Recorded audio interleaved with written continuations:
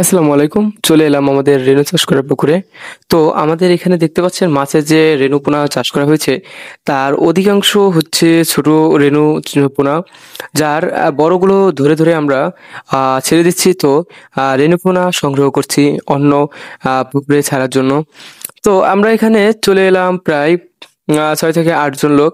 আমরা সবাই মিলে যে মাছগুলো সংগ্রহ করছি, তার অধিকাংশই আমাদের ছেড়ে দেওয়া লাগবে। কারণ আমরা এখনো পরিপূর্ণভাবে মাছের সুঠামুদ্র পাইনি।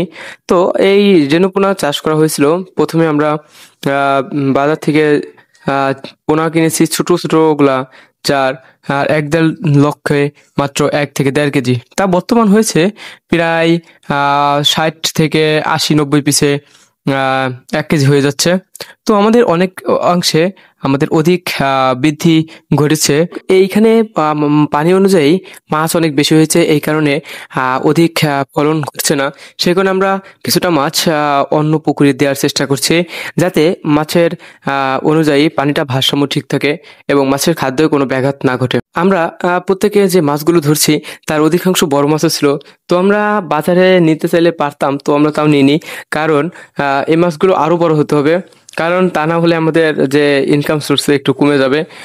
অধিকাংশ মাছের হাইব্রিড পোনা রয়েছে, যার এক একটা ৮ থেকে ১০ কেজি পর্যন্ত হবে এই রেণু পোনা। তো আমরা অনেক রেণু পোনা সংগ্রহ করার মাধ্যমে এখন পুকুরে মানে ঠাঁই ফেলানোর জায়গা নেই। পুকুর ভরে গিয়েছে। সেখানে অক্সিজেন সহ খাদ্যের অভাবও দেখা দিয়েছিল। এই কারণে সবাইকে আমরা ডেকে নিয়ে এসে আমাদের এগ্রোর পক্ষ থেকে সবাইকে সংগ্রহ করে আমরা মাছগুলো আহরণ করছি, যাতে অন্য পুকুরে বৃদ্ধি ও খাদ্যাভাব বেশি থাকে। এই কারণে বৃদ্ধি পায় বা আমাদের আউটসোর্সিং একটা ইনকামও বাড়তিভাবে চলে আসে। এখানে প্রায় মাছ রয়েছে ২০ থেকে ২৫ আইটেমের মাছ। তো এর মধ্যে যে মৃগেল, সিলভার কাপ, তারপর হচ্ছে নছি, বিভিন্ন আইটেমের তেলাপিয়া সহ অনেক প্রকার মাছ রয়েছে। তো আপনারা জানছেন যে এই রেণুপোনা সংগ্রহের মাধ্যমে যে আমাদের পুকুর ছেয়ে গিয়েছে, তার আমরা একটা চাপ কমানোর জন্য বলতে পারেন। সেটার জন্য আমরা পুকুরটা কিছুটা মানে হালকা বা পাতলা করতে চাচ্ছি, যাতে আমাদের বড় পুকুরে অধিক পরিমাণে মাছ থাকে, যার কোনো ঘাটতি না হয়। যেমন মাছের হচ্ছে খাদ্য, মাছের স্বাস্থ্য সুরক্ষার জন্য পরিমাণ মতো পানি অনুযায়ী মাছ থাকতে হবে। তা না হলে মাছের অনেক সমস্যা দেখা দিতে পারে। দর্শকে আমার লোক দিয়ে আমি দেখাচ্ছে যে মাছগুলো নিয়ে যাচ্ছে, এটা সংগ্রহ করা হয়েছে। এটা নিয়ে যাওয়া হবে বড় পুকুরে, যাতে মাছগুলো ভালো মতো ভালোভাবে করতে পারে, বড় পোনায় রূপান্তর হতে পারে। আমার এই মাছগুলো নিয়ে আসা হয়েছে বগুড়া সদর থেকে, যার আনুমানিক খরচ ছিল তখন অনেক। বর্তমান বর্তমান আমার খাবার সহ বিভিন্ন অর্থ যোগান সহ মোটামুটি একটা ভালো অ্যামাউন্ট থাকে, যার অধিকাংশই আমি এই রেণুপোনা থেকে যে বড় মাছগুলো হয়ে থাকে সেগুলো থেকে পেয়ে থাকি।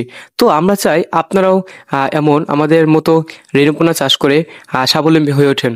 ও রংধনু এগ্রোর ভিউয়ার্সদের বলতে চাই, আপনারা যেহেতু প্রথমে পুকুরটি শুরু করতে চান, সেহেতু পুকুরের যে খাল অংশটুকু রয়েছে সেগুলো অংশকে ফেলে রাখতে হবে অনেক দিন। তারপর চারিপাশে পাথর চুন আর প্রয়োগের মাধ্যমে জীবাণু দূর করতে হবে।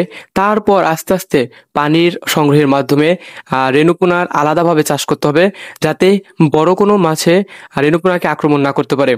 আক্রমণ করলে রেণুপোনা প্রায় বিলুপ্ত হয়ে যাবে, বা আপনারা পরবর্তীতে বড় বড় মাছ পাবেন না। তো আমরা চাই আপনারা আধুনিক পদ্ধতিতে অল্প পরিশ্রমে অল্প ব্যয়ে অধিক হারে লাভজনক হয়ে উঠুন।